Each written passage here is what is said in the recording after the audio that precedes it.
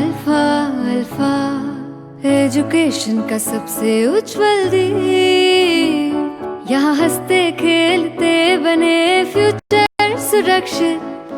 Alpha के छांव तले शिक्षा की लहर चले, कुछ कर दिखाने का सपना हर स्टूडेंट में पले। एजुकेशन का सबसे उज्जवल दीप, अल्फा विद्या संकुल, जहां हर स्टूडेंट को मिले एक bright future. Hello and welcome to all of you. How are you all? I hope you all are great at your place. तो हम बात कर रहे हैं आपका chapter number 11 force and pressure. और लास्ट लेक्चर के अंदर हमने फोर्स को थोड़ा एक्सप्लोर किया था और ये बात सीखी थी कि अगर तुम्हारे पास एक से ज्यादा फोर्स है, मतलब अगर किसी एक ऑब्जेक्ट पर एक साथ एक से ज्यादा फोर्स लग रहे हैं, तो तब तुम्हें किस तरीके से नेट फोर्स निकालना है। नेट फोर्स मतलब टोटल फोर्स, जो फाइनल फोर्स निकल के आता है वो तुम किस तरीके से निकालोगे, वो हमने लास्ट लेक्चर में स्टडी किया था।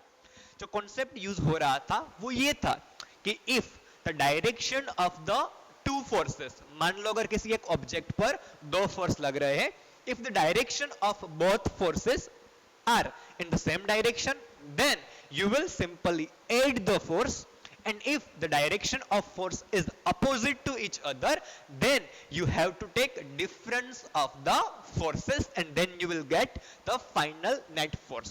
इसका मतलब ये है कि मान लो किसी एक ऑब्जेक्ट पर, मान लो कोई ऑब्जेक्ट मैंने यहां पर रखा हुआ है और मैं एक हाथ से, या फिर मान लो दो इंसान यहां पर खड़े हुए हैं, मैं और मेरा एक फ्रेंड, अगर मैं एंड मेरा फ्रेंड दोनों फॉर एग्जाम्पल अगर मैं किसी ऑब्जेक्ट पर यहां से फोर्स लगा रहा हूं इस डायरेक्शन के अंदर 10 न्यूटन, और जो मेरा फ्रेंड था वो भी उस ऑब्जेक्ट पर इसी डायरेक्शन से फोर्स लगा रहा है इस तरफ 20 न्यूटन से। मान लो वो जो फोर्स लगा रहा है वो ज्यादा है मेरे से, वो थोड़ा ज्यादा मेरे से हेवी है, ज्यादा स्ट्रेंथ वाला है। तो यहां पर जो ऑब्जेक्ट रखा होगा जिस पर हम दोनों फोर्स लगा रहे थे इन द सेम डायरेक्शन, जो टोटल फोर्स निकल के आएगा वो नेट फोर्स हो जाएगा। Net force okay is equal to 10 plus 20। Simply आपको दोनों फोर्सेस का एडिशन करना है if the direction of both force are in the same, sorry I should say both force, if the both force are in same direction then you have to just add. and अगर दो force किसी एक object पर opposite direction में लग रहे हैं, मतलब अगर मेरा फ्रेंड, अभी क्या हुआ था कि अभी हम दोनों किसी एक ऑब्जेक्ट पर सेम डायरेक्शन में फोर्स लगा रहे थे, दोनों एक तरफ उसे धक्का दे रहे थे एक साथ। अब अगर मेरा फ्रेंड अपोजिट डायरेक्शन से 20 न्यूटन का फोर्स लगाता है, बीच में कोई ऑब्जेक्ट है, तो अब क्या होगा, यहां पर तुम देख सकते हो मैं इस तरफ धक्का दे रहा हूं, जो मेरा फ्रेंड है वो सामने से इस तरफ धक्का दे रहा है। सो जो नेट फोर्स होगा अगर तुम्हें वो निकालना है तो तुम्हें इन दोनों फोर्स का डिफरेंस लेना होगा। डिफरेंस मतलब आपको बड़े फोर्स में से छोटा फोर्स सब्सट्रैक्ट करना है। सो यहां पर जो बड़ा फोर्स है वो है 20 न्यूटन, जो छोटा फोर्स है वो है 10 न्यूटन। तो इस केस के अंदर जो नेट फोर्स निकल के आएगा, मतलब टोटल फोर्स जो फाइनल फोर्स निकल के आएगा वो आपका होगा, आपको डिफरेंस लेना है।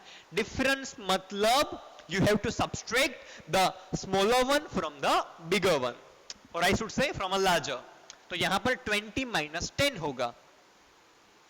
तो जो फोर्स अब इस पर लगेगा नेट फोर्स वो होगा 10 न्यूटन। एंड यहां पर तुम लॉजिक यूज करके कह सकते हो जो नेट फोर्स लगेगा इस पर वो किस डायरेक्शन में होगा, तो वो होगा इस डायरेक्शन के अंदर। जो ये ऑब्जेक्ट है वो इस डायरेक्शन के अंदर मूव होगा, क्योंकि जो बड़ा फोर्स था उसकी इफेक्ट इस तरफ थी। ये जो मैंने 10 और 20 लिखे हैं वो होते हैं मैग्नीट्यूड। मैग्नीट्यूड की मदद से हम फोर्स को रिप्रेजेंट करते हैं, जिसका मैग्नीट्यूड बड़ा उस फोर्स की इफेक्ट बड़ी।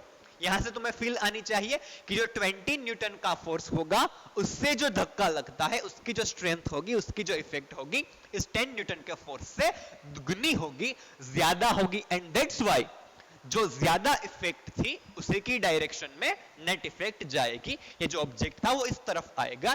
तो इस तरीके से ये कुछ बातें हमने लास्ट लेक्चर के अंदर फोर्स को एक्सप्लोर करते हुए की थी। अभी मैं क्या करता हूं, अभी मैं तुम्हें पहले से लेकर लास्ट लेक्चर के कुछ सेंटेंस बता दूंगा, कुछ जो कंक्लूजन हमने निकाले थे वो फटाफट से बता दूंगा, जैसे तुम्हारे पहले के जो कॉन्सेप्ट थे वो थोड़े रिवाइज हो जाए, तुम्हें कुछ बेस मिल जाए, और फिर हम आज का जो टॉपिक है which is a force can change state of motion, या फिर तुम कह सकते हो state of motion of an object, कि भाई फोर्स की वजह से स्टेट ऑफ मोशन में चेंज होता है। अभी don't worry about it, state of motion क्या होता है वो तुम्हें नहीं पता होगा, आज के लेक्चर में पता चल जाएगा। वो टॉपिक हम 5-6 मिनट के बाद स्टार्ट करने वाले हैं। पहले तुम पहले से जो चीज हमने स्टार्ट की थी वो थोड़ी सुन लो। तो सबसे पहले जो चीज हमने स्टार्ट की थी वो ये थी कि भाई फोर्स हमारे आसपास हर जगह पर है। जहां पर तुम देखोगे कहीं ना कहीं किसी भी एक्टिविटी के अंदर फोर्स इंक्लूड है, तो फोर्स को हमें पढ़ना चाहिए। एंड फिर हमने धीरे धीरे से स्टार्ट ये किया था कि कई सारी एक्टिविटीज के हमने एग्जांपल लिए थे, कई सारी हमने सिचुएशंस क्रिएट की थी, और वहां पर तुम क्या करते हो वो चेक किया था।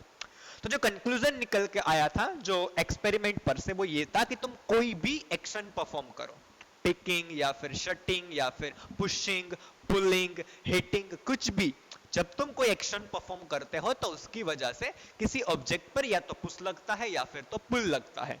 सो ये जो पुश या फिर पुल लगता है, उसी पुश या फिर पुल को कहा जाता है फोर्स। तो वो थी हमारी साइंटिफिक डेफिनेशन जो हमने सेकेंड लेक्चर के अंदर निकाली थी, और वो कुछ इस तरीके से थी कि बाय अ पुश और a pull on an object is called a force.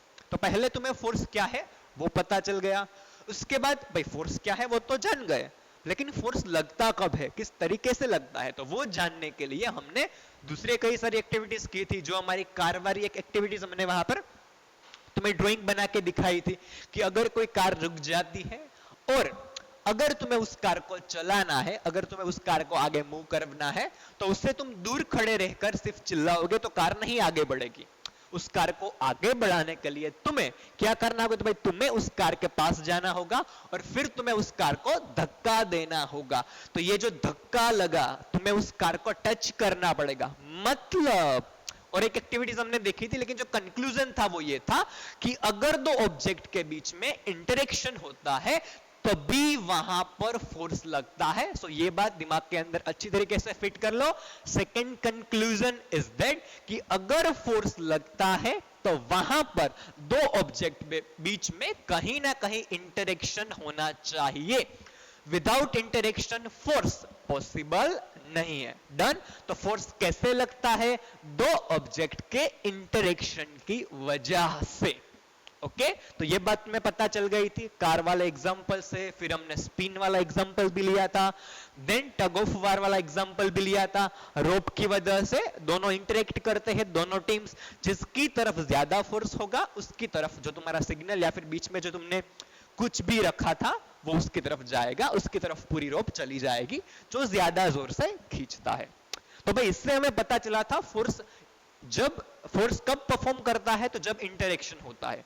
उसके बाद हमने फोर्स को एक्सप्लोर किया था, और जो लास्ट बात मैंने तुम्हें बताई वो आई थी कि भाई जब सेम डायरेक्शन में फोर्स लगता है तो तुम्हें उन दोनों को ऐड करना है, जब अपोजिट डायरेक्शन में फोर्स लगता है तो तुम्हें फोर्स को सब्सट्रैक्ट करना है, बड़े फोर्स में से छोटा फोर्स वहां से निकल जाएगा और तुम्हें नेट फोर्स मिल जाएगा। यहां तक हम बात कर चुके हैं। एंड एक ऑब्वियस चीज जो तुम्हें पता चल गई होगी, जिस फोर्स का मैग्नीट्यूड ज्यादा उसकी इफेक्ट ज्यादा। अगर तुम्हें कोई धीरे से पंच करता है तो तुम्हें हल्की सी चोट आएगी, वहां पर मैग्नीट्यूड कम था। अगर कोई जोर से पंच करेगा तो तुम्हारे दांत बाहर निकल जाएंगे, क्योंकि वहां पर स्ट्रेंथ ज्यादा थी, मैग्नीट्यूड ज्यादा था। तो ये था बेसिक कॉन्सेप्ट, जो फोर्स बढ़ा उसकी इफेक्ट भी बढ़ी। डन। अब आते हैं आज के टॉपिक पर जो है a force can change state of motion. कोई एक एक्सपेरिमेंट करते हैं, कोई एक एक्टिविटी करते हैं और उस पर से हम ये चीज समझने की ट्राई करते हैं। तो भाई मान लो तुम्हारे पास एक रबर बॉल है और उस रबर बॉल को तुमने अपने पास रखा हुआ है। अब तुम क्या करते हो, तो भाई उस रबर बॉल को तुम किसी एक लेवल्ड सरफेस पर रखते हो। लेवल सरफेस मतलब तुम यूज कर सकते हो एक टेबल, जो टेबल होता है उसकी जो लेवल सरफेस होगी उसके ऊपर तुम बॉल को रख दो, या फिर उस रबर बॉल को तुम किसी कंक्रीट के फ्लोर पर भी रख सकते हो। ओके तो यहां पर मैं टेबल यूज कर रहा हूं, मान लो ये कोई टेबल का टॉप है, so here is a top of the table. ये कोई टेबल का तुम ऊपर का जो हिस्सा होता है वो समझ लो। ओके ओके, तो यहां से नीचे, तो ये कोई टेबल है, तुमने क्या किया, तुमने इसके इस टॉप पर एक रबर बॉल रख दी। ओके, वो रबर बॉल वहां पर ऐसे ही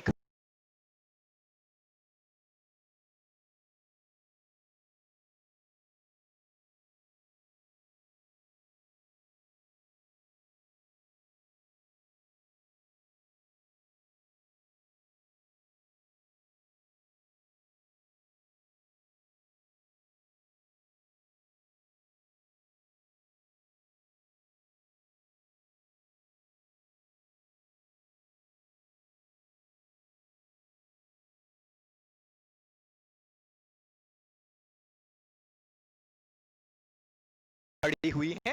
थोड़ा सा टेबल हम बड़ा कर देते हैं क्योंकि हमें उसका यूज करना होगा स्टडी करने के लिए। तो भाई ये थोड़ा सा बड़ा टेबल आ गया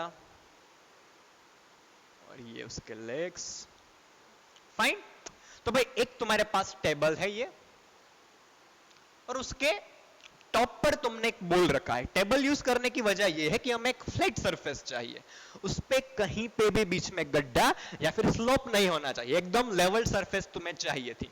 सो तुम या तो कोई टेबल का टॉप यूज कर सकते हो या फिर तुम किसी कंक्रीट फ्लोर पर भी एक्सपेरिमेंट कर सकते हो। इस रबर बॉल को तुमने यहां पर रखा है।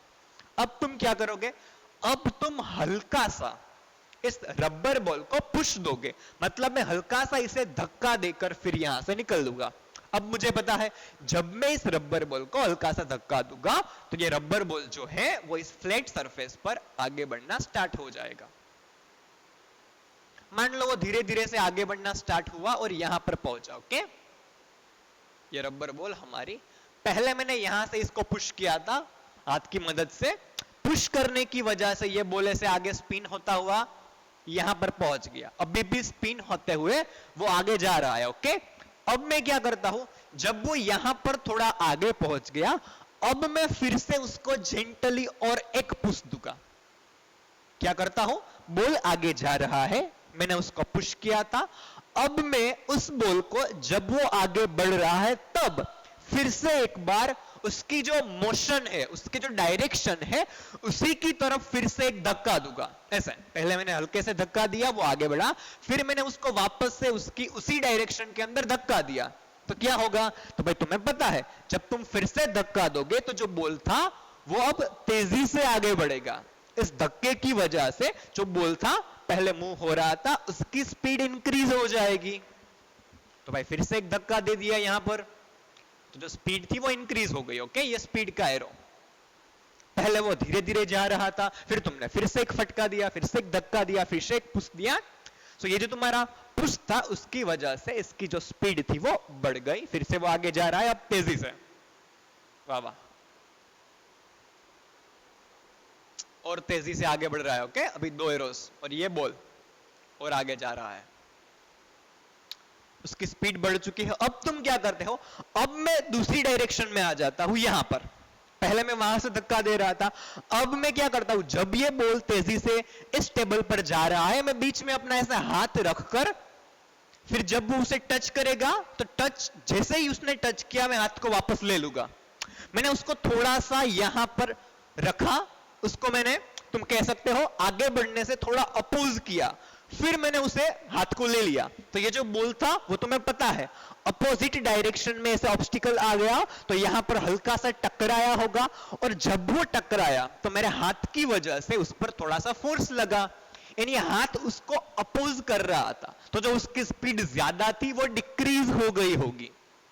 तो जब मैंने यहां से उसको इस तरफ धक्का दिया, पुश, मैंने क्या किया था, मैंने हल्का सा हाथ रखा और उसको रोका और फिर मैंने हाथ वापस ले लिया। तो जब मैंने हाथ रखा तो उसकी जो मोशन थी वो अपोज हुई, तो फिर तुम्हें पता है जो स्पीड होगी वो डिक्रीज हो जाएगी। पहले इंक्रीज हुई थी अब वो डिक्रीज हो गई, तो अब वो धीरे धीरे से आगे बढ़ता रहा होगा और मान लो वो यहां पर पहुंच गया। अब वो यहां से टेबल से आगे गिरने वाला है, तो मैं क्या करता हूं, मैं अब यहां पर अपना हाथ ऐसे ही रख रहा हूं, इस बार मैं वापस नहीं खींचूंगा, और जैसे मेरे हाथ में बॉल आता है, हाथ को टच करता है, मैं बॉल को पकड़ लूंगा। तो तुम्हें पता है यहां पर वो रुक जाएगा, स्टॉप, क्योंकि मैंने उसको कैच कर लिया है। तो ये तुम्हें एक छोटा सा एक्सपेरिमेंट करना था। फिर से एक बार मैं हल्के से तुम्हें बता देता हूं कि भाई एक लेवल सरफेस पर, जो मैंने यहां पर एक टेबल का टॉप लिया है, तो मैं एक रबर बॉल रखना था जो पहले रेस्ट पोजीशन पे था। सो अगर मैं इस एक्सपेरिमेंट को यहां पर हल्के से लिखता हूं तो इस तरीके से काम हो रहा था। Rubber ball was on table at rest। पहले वो रेस्ट पोजीशन पे था यहां पर, केस नंबर 1, फिर केस नंबर 2, फिर केस नंबर 3 एंड लास्ट में केस नंबर 4। ये केस नंबर 1 की बात है, ओके, कि वो ऐसे ही खड़ा हुआ था। उसके बाद मैंने हल्का सा उसे पुश किया, जेंटली पुश द बॉल। तो भाई अब तुम जब इसे जेंटली पुश करोगे, जब मैंने जेंटली पुश किया था यहां पर, तो क्या हुआ, तो भाई स्टार्ट्स मूविंग। ये जो बॉल था वो धीरे धीरे से आगे जाना स्टार्ट हो जाएगा। फिर आता है केस नंबर, मान लो इसे मैं कहूंगा केस नंबर 1, उसके बाद कहूंगा मैं केस नंबर 2। तो फिर केस नंबर 2 में क्या हुआ था कि वो बॉल हल्के हल्के से आगे जा रहा था। अब जब वो धीरे धीरे से आगे जा रहा था, मैंने उसे फिर से एक धक्का दिया, लेकिन जो यहां पर उसे धक्का लगा था वो सेम डायरेक्शन में था, जो जिस तरफ वो जा रहा था उसी डायरेक्शन में मैंने धक्का दिया। सो मुझे यहां पर लिखना होगा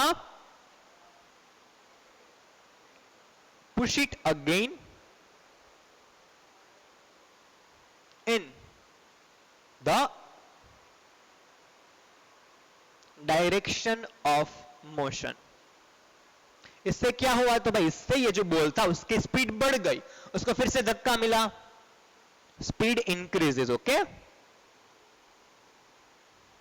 ये भी आपका केस नंबर 2 है, यहां पर बॉल की बात चल रही है।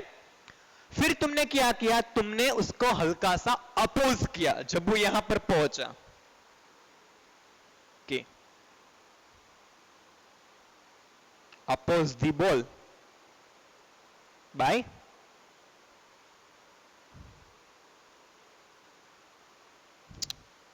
जो मेरा हाथ था उसकी हथेली से मैंने उसको हल्का सा टच करवाकर अपोज कर दिया। उसकी वजह से जो स्पीड थी वो डिक्रीज हो गई। वो पहले तेजी से जा रहा था यहां से यहां तक, फिर वो स्लो हो गया। मेरा हाथ जो मैंने यहां से ऐसे उसको अपोजिट डायरेक्शन में टच करवाया था उसकी वजह से, और लास्ट में मैंने उसे पकड़ लिया। तो ये था आपका नंबर 3, लास्ट में आपका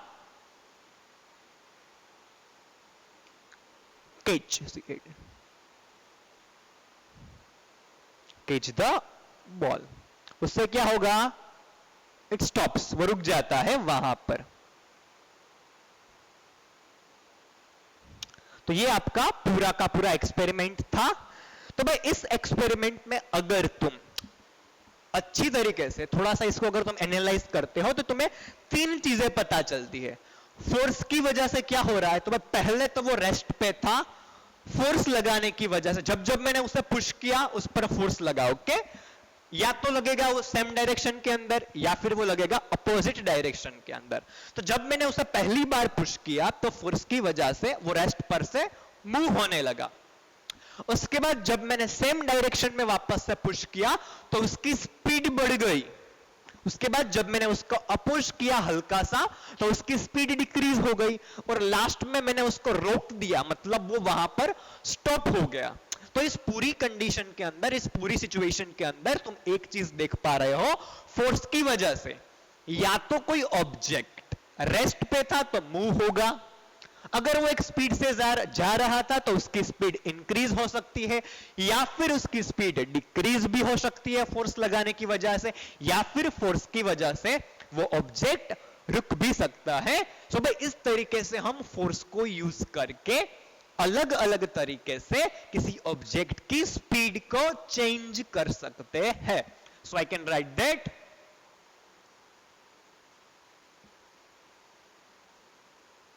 force can change the speed of an object। तो फोर्स लगने की वजह से ही स्पीड में चेंज होता है किसी भी ऑब्जेक्ट की।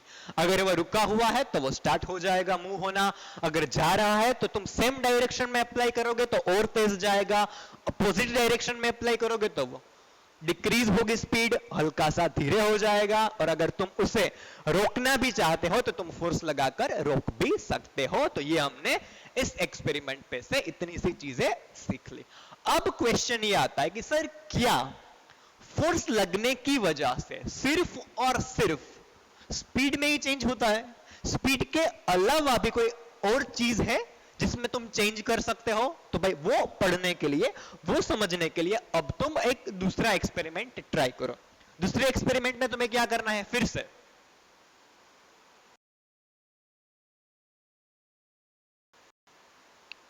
एक टेबल ले लो, यही टेबल यूज कर सकते हो, पर इस बार मैं ऊपर से दिखा रहा हूं, ओके? टेबल को यहां पर तुम ऐसा फ्रंट में से देख रहे थे, अब मैं तुम्हें थोड़ा सा ऊपर से दिखाता हूं। ये legs of the table, okay? अब तुम क्या करते हो, फिर से तुम्हें वही बॉल लेना है और उस बॉल को तुम्हें यहां पर रखना है। इस बार तुम्हें उसको इस तरफ या इस तरफ धक्का नहीं देना है, यहां पर तुम्हारा बॉल पड़ा हुआ है, उसके बाद तुम्हें इसको धक्का देना है ऊपर की तरफ, ऐसे यहां से। तो तुम्हें पता है ये जो बॉल है वो इस तरफ मूव होना स्टार्ट हो जाएगा, यहां इस तरफ जा रहा है। फिर तुम क्या करोगे, जब वो इस तरीके से इस तरफ जा रहा है, थोड़ा सा मैं उसे क्रॉस में ऐसे धक्का दे रहा हूं तो वो इस तरीके से जाएगा।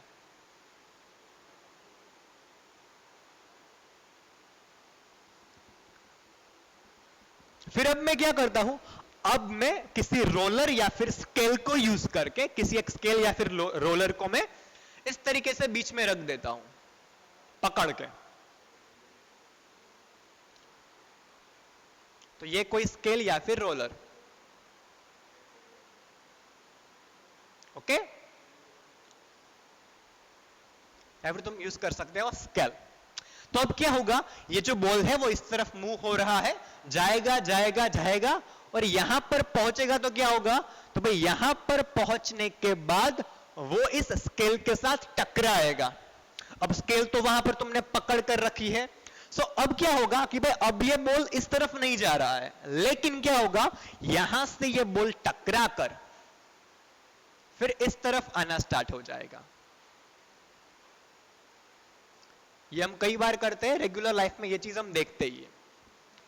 तो ये बॉल पहले इस तरफ जा रहा था, बीच में तुमने स्केल रख दी तो वो स्केल पर टकरा के आया। देखो यहां पर उसकी स्पीड में कोई खास चेंज नहीं होगा, मान लो उसकी स्पीड थोड़ी सी कम हो गई, लेकिन जो मेन चीज तुम्हें देखनी है वो इस ऑब्जर्वेशन के अंदर, इस एक्सपेरिमेंट के अंदर जो तुम्हें ऑब्जर्वेशन लेनी है वो ये है कि पहले वो जा रहा था इस तरफ, मतलब इस डायरेक्शन में। जब तुमने स्केल को बीच में रख दिया, अब तुम्हें पता है स्केल बीच में है मतलब वो स्केल के साथ टकराएगा, और जब वो स्केल के साथ टकराएगा तो इस टक्कर की वजह से इस बॉल पर फोर्स लगेगा। और यहां पर तुम देख पा रहे हो ये जो फोर्स लगा उसकी वजह से बॉल ने अपनी डायरेक्शन चेंज की, स्पीड भी थोड़ी सी डिक्रीज हो गई होगी, लेकिन साथ साथ में यहां पर तुम देख सकते हो पहले वो इस तरफ जा रहा था, मान लो अगर मैं एंगल की बात करता हूं तो मान लो ये एंगल था कुछ, तो टकराने के बाद वो कुछ और एंगल बनाकर, एंगल मतलब डायरेक्शन को मैं तुम्हें यहां पर सजेस्ट करने के लिए एंगल यहां पर डिनोट कर रहा हूं, ओके? तो भाई मेन चीज तुम यहां पर ये ऑब्जर्व करो, ये देखो कि ये जो स्केल यहां पर है उसकी वजह से जो फोर्स लग रहा है वो फोर्स इस बॉल की डायरेक्शन को चेंज कर रहा है। अब अगर तुम थोड़ा सा एंगल चेंज कर थोड़ा सा ऊपर लेकर इस बॉल को टकराओगे तो उसके अकॉर्डिंगली वो कुछ और डायरेक्शन चेंज कर जाएगा। अगर तुम कोई दूसरा एंगल ट्राई करते हो, थोड़ा सा अगर वापस से तुम ऊपर की तरफ टकरा कर भेजते, ऐसे कह रहा हूं, देखो ये स्केल, पहले बॉल यहां से तुमने थ्रो किया, यहां पर टकराया तो इस तरफ आएगा। अगर तुमने उसी बॉल को इस तरीके से टकराया होता स्केल के साथ तो वो इस तरीके से जाता, पहले इस तरफ टकराने के बाद इस तरफ, पहले इस तरफ टकराने के बाद इस तरफ। सो यहां पर तुम ऑब्जर्व कर पा रहे हो कि जो फोर्स लग रहा है वो स्पीड में तो चेंज कर रहा है, उसके साथ साथ the major thing is that कि वो डायरेक्शन में भी चेंज कर रहा है। So from this experiment you can say that force can change the direction of motion. तो सिर्फ और सिर्फ स्पीड में ही चेंज हो फोर्स की वजह से यह जरूरी नहीं है, कभी कभार स्पीड के साथ साथ डायरेक्शन भी चेंज होती है फोर्स की वजह से। यह हमने इस एक्सपेरिमेंट पर से चेक किया। अगर तुम इस तरफ भेज रहे थे तो बॉल अब इस तरफ आएगा, अगर तुम एंगल चेंज करोगे, उसको थोड़ा सा हल्का ऊपर या फिर थोड़ा सा आगे भेजोगे तो उसके अकॉर्डिंगली वो एंगल बनाकर रिफ्लेक्ट होगा, इस तरीके से आगे जाएगा, डायरेक्शन को चेंज करेगा। तो भाई ये दोनों हमने अलग अलग तरह के चेंज देखे फोर्स की वजह से। अब हम ये जो स्टेट ऑफ मोशन था उसको पहले डिफाइन कर लेते हैं और फिर हम इन सारी चीजों को कंक्लूड करेंगे। तो यहां पर तुम देख रहे हो चेंज जो थे वो दो टाइप के थे, या तो स्पीड में चेंज हुआ या फिर यहां पर डायरेक्शन में चेंज हुआ। तो अगर स्पीड में चेंज होता है या फिर डायरेक्शन में चेंज होता है या फिर दोनों में जो चेंज होता है उसको इन जनरल तुम कहते हो ऑब्जेक्ट की स्टेट ऑफ मोशन में चेंज हुआ। अगर वर्ड्स के अंदर मुझे लिखना है इस चीज को तो इस तरीके से होता है, तो change either in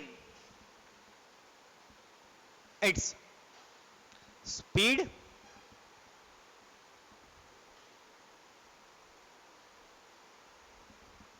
the change either in speed of object or in its direction or in both describes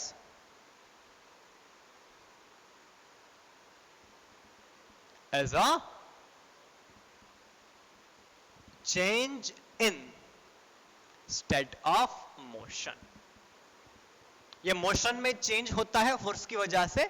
ये टर्म हमने आगे के लेक्चर में भी कई बार यूज कर चुके हैं, हम लोगों के किया है कई बार, लेकिन यहां पर तुम्हें स्पेसिफिकली कहा गया है कि अगर किसी ऑब्जेक्ट की या तो स्पीड में चेंज होगा या फिर उसकी डायरेक्शन में चेंज होगा या फिर दोनों में अगर साथ चेंज होगा तो इस चेंज को तुम कहोगे कि ये जो चेंज हो रहा है वो चेंज है उसकी स्टेट ऑफ मोशन में। स्पीड अगर बदलती है तो भी it's one type of change in state of motion, अगर डायरेक्शन बदलती है तो भी it's one kind of change in its state of motion, और अगर दोनों में एक साथ भी चेंज होता है तो उसे भी कहा जाएगा, उसे डिस्क्राइब किया जाएगा as a change in state of motion of the object. ये चीजें तुमने और भी एग्जांपल्स के अंदर चेक अगर तुम करना चाहते हो तो वो भी तुम कर सकते हो, सेम चीज है। अगर तुम फुटबॉल वाला एग्जांपल फिर से याद करोगे तो पहले फुटबॉल जो था वो रेस्ट पे होगा, जब तुम पेनल्टी लेने जाओगे तब, तो पहले जो फुटबॉल था वो रेस्ट पे था, तो वहां पर उसकी स्टेट ऑफ मोशन रेस्ट पर थी। जब रेस्ट पर होता है तो उसे भी स्टेट ऑफ मोशन ही कहा जाता है। ओके, ये चीज याद रखना। मोशन, स्टेट ऑफ मोशन मतलब मूव होना स्टार्ट हो, उसी को नहीं कहते। अगर कोई ऑब्जेक्ट मान लो रेस्ट पोजीशन पे है तो उसको भी एक तरह से उसका स्टेट ऑफ मोशन कहते हैं। तो ये चीज भी तुम यहां पर पहले कहीं पर लिखकर याद रख लो कि अगर वो रेस्ट पे है तो उसे भी कहा जाता है स्टेट ऑफ मोशन, वो भी एक तरह का स्टेट ही है, ओके, मोशन का। और अगर तुम इसे पर्टिकुलरली डिफाइन करना चाहते हो तो उसे कहा जाता है जीरो स्टेट या फिर जीरो स्पीड स्टेट कह सकते हो तुम। उसकी जो स्पीड होगी वहीं पर है, मूव नहीं हो रहा है, मतलब speed is zero at rest.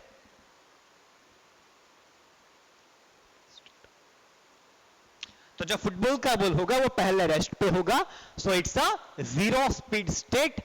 जब कोई प्लेयर या फिर तुम अगर पेनल्टी ले रहे हो तो जब तुम उसको हिट करोगे तो वो मूव होगा, तो मोशन के अंदर आया, तो ये भी एक तरह का चेंज हुआ। फिर जब वो गोलकीपर के पास जाएगा तो वो जंप करेगा उसको रोकने के लिए, तो जब उस गोलकीपर का हाथ बॉल के साथ टकराएगा तो हाथ की वजह से उस पर अपोजिट डायरेक्शन में फोर्स लगेगा। अब यहां पर दो केस है, या तो हाथ लगने की वजह से बॉल वहां पर रुक जाएगा, या फिर मान लो उसकी क्या होगी, उसकी जो स्पीड होगी वो कम हो जाएगी। वो पहले काफी तेज जा रहा था गोल के अंदर, अब वो वहां पर अपोज होगा तो उसकी स्पीड कम होगी, डिक्रीज होगी। तो जो स्पीड डिक्रीज हुई उसे भी कहा जाएगा change in state of motion. उसके बाद मान लो कि भाई गोलकीपर है, उसका बस जरा सा हाथ लग गया, तो अगर जरा सा हाथ लगेगा तो हाथ लगने की वजह से जो डायरेक्शन थी वो थोड़ी सी बदल जाएगी, जो बॉल था वो डिफ्लेक्ट होगा। पहले वो इस डायरेक्शन में जा रहा था, अब अगर हाथ लगता है तो वो किसी और डायरेक्शन में चला जाएगा। तो ये क्या हुआ, तो ये डायरेक्शन में चेंज हुआ, तो इसे भी कहा जाता है चेंज इन स्टेट। या फिर मान लो वो गोलकीपर दोनों हाथ से उस बॉल को वहां पर ही पकड़ लेता है, तो वो क्या हो गया, बॉल वहां पर रुक गया, उसके हाथ में स्टॉप हो गया। तो यहां पर भी क्या हुआ, उसकी जो स्टेट थी वो चेंज हुई। पहले वो मूव हो रहा था, अब वो रुक गया, तो स्पीड चेंज हो गई, पहले कुछ थी अब जीरो। सो इन सारी चीजों को कहा जाएगा, तुम कह सकते हो as a change in state of motion. या तो स्पीड बढ़ेगी या तो स्पीड घटेगी, या फिर स्पीड के साथ साथ डायरेक्शन में भी चेंज हो सकते हैं। सो इन सारी डिस्कशन पर से तुम एक चीज अच्छी तरीके से निकाल पाओगे कि जब किसी ऑब्जेक्ट पर फोर्स लगता है तो उसकी स्टेट ऑफ मोशन के अंदर चेंज होता है। स्टेट ऑफ मोशन मतलब उसका स्टेट, अगर वो रेस्ट पर है तो इसे जीरो स्पीड स्टेट, अगर वो मूव हो रहा है तो वो भी एक टाइप का स्टेट है। अगर तुम उसको रोकते हो या फिर उसकी स्पीड बढ़ाते हो या फिर उसकी डायरेक्शन चेंज करते हो, तो इन सारी चीजों की वजह से उसकी स्टेट ऑफ मोशन में चेंज होगा। और ये चेंज होने की वजह क्या होगी हर बार, तो वो होगी force. So a force can change the state of motion. I hope अब तुम्हें फोर्स की ये पहली इफेक्ट पता चल गई होगी। काफी डीपली हमने एक्सपेरिमेंट्स को यूज करके तुम्हें एक्सप्लेन किया है, और लास्ट में मैंने स्टेट ऑफ मोशन में चेंज तुम कब कहोगे वो भी तुम्हें अच्छी तरीके से बता दिया है एग्जाम्पल के साथ में। आई होप तुम्हें ये सारी चीजें अच्छी तरीके समझ में आ गई होगी। आज के लिए बस इतना ही रखते हैं, काफी लंबी डिस्कशन हो चुकी है। अगर सब समझ में आ गया हो तो वीडियो को लाइक एंड शेयर कर देना, इसका रिवीजन करते रहना। मिलते हैं अगले लेक्चर में, तब तक nice day, enjoy your life and thank you.